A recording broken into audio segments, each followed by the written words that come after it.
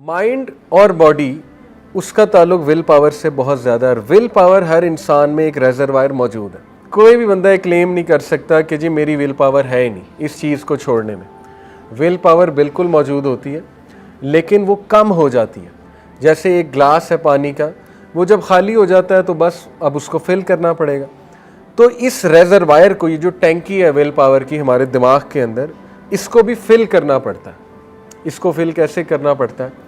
देखें, ख़यालात को कंट्रोल करना, नेगेटिविटी को कंट्रोल करना, गुनाहों की ख्वाहिश को कंट्रोल करना, ये सब आपके कंट्रोल में है। ये शैतान की तरफ से एक वसवसा आता है कि नहीं, ये जी आपके कंट्रोल में है ही नहीं। तो पहले इंस्टेंट पे जब आप कंट्रोल करेंगे इन चीज़ों को, तो हो सकता है आपको बड़ी तकलीफ़ उठानी पड़े। आपको बहुत ज़्यादा ताकत के साथ, जुस्तजू के साथ ये चीज़ें कंट्रोल करनी पड़े, ठीक है।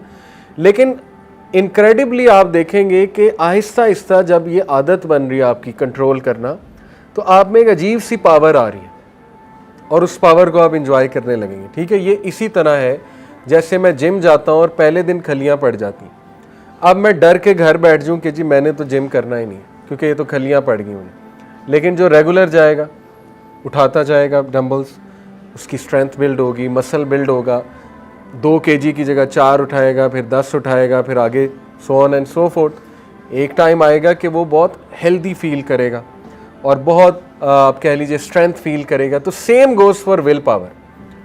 अपनी विल पावर को बिल्ड करें। गुनाह सोल को वीक करते हैं, विल पावर को तोड़ते हैं, सेल्फ एस्टीम को कम करते हैं, कॉन्फिडेंस को कम करते हैं, ठीक है।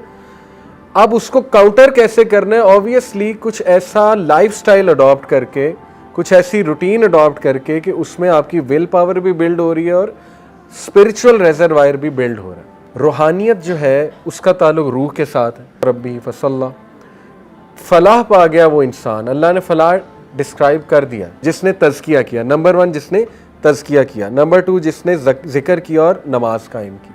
ये 3 चीज़ें, ठीक है। तो तज़किया का ताल्लुक विल पावर से भी है, मैंने आपको पहले ही बता दिया। अपने आप से सवाल करें, अपने आप को खुद मोटिवेट करें, डिसिप्लिन में आए। डिसिप्लिन से कोई चीज़ करना तो शुरू करें ना। एक सहाबी नबी अकरम सल्लल्लाहु अलैहि वसल्लम के पास आया, या रसूलल्लाह सब्र कैसे आएगा? अल्लाह के नबी ने कहा सब्र करने से आता है। और क्या सजेशन है? एक बंदा सब्र कर ही नहीं रहा तो सब्र आएगा कैसे उसमें, ठीक है ना। एक बंदा उठ ही नहीं रहा तो उसको कौन उठाएगा? ऐसी गैदरिंग्स में बैठना जहाँ रूहानियत आप हासिल करें। जैसे सहाबा अक्सर आपस में एक दूसरे को कहते थे ना कि हमें ज़रा अपनी महफिल में बैठने की इजाज़त दें, शायद कि हमारा कोई ईमान बढ़ जाए। तो ऐसी जगहों पे आना, और ये जगह बहुत है पाकिस्तान में, आपकी मस्जिद वो जगह हो सकती है। तो इस पे भी ये ना कहें कि मुझ में मोटिवेशन नहीं वहाँ जाने की। यही तो शैतानी वसवसा है। ऑफिस में जाने की मोटिवेशन कहाँ से आ जाती है?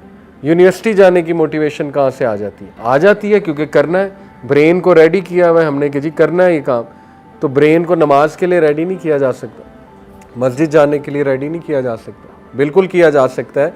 इसीलिए तो सवाल होगा, अगर हमारे कंट्रोल में ये चीज़ें ना होती तो क़यामत वाले दिन हिसाब किस चीज़ का था? इसी का तो हिसाब था कि तुम्हें मैंने विल पावर भी दी हुई थी, तुम्हें मैंने कंट्रोल भी दिया हुआ था, तो तुमने कितना टाइम दीन पढ़ने में लगाया, कितनी तुमने एफ़र्ट की है अपनी रूटीन ठीक करने में, कितनी तुमने एफ़र्ट की है अपने आप को इस चीज़ में कायम रखने के लिए, डिसिप्लिन रखने के लिए, so on and so fourth. तो ये 2 चीज़ें आप याद रखें, ठीक है। सिंपल मैथ्स का फार्मूला, विल पावर को ग्रो करें, रूहानियत को ग्रो करें। ये सारी चीज़ें, डीमोटिवेशन, कॉग्निटिव डिस्टॉर्शन कम होती जाएंगी क्योंकि रूह मजबूत हो रही है।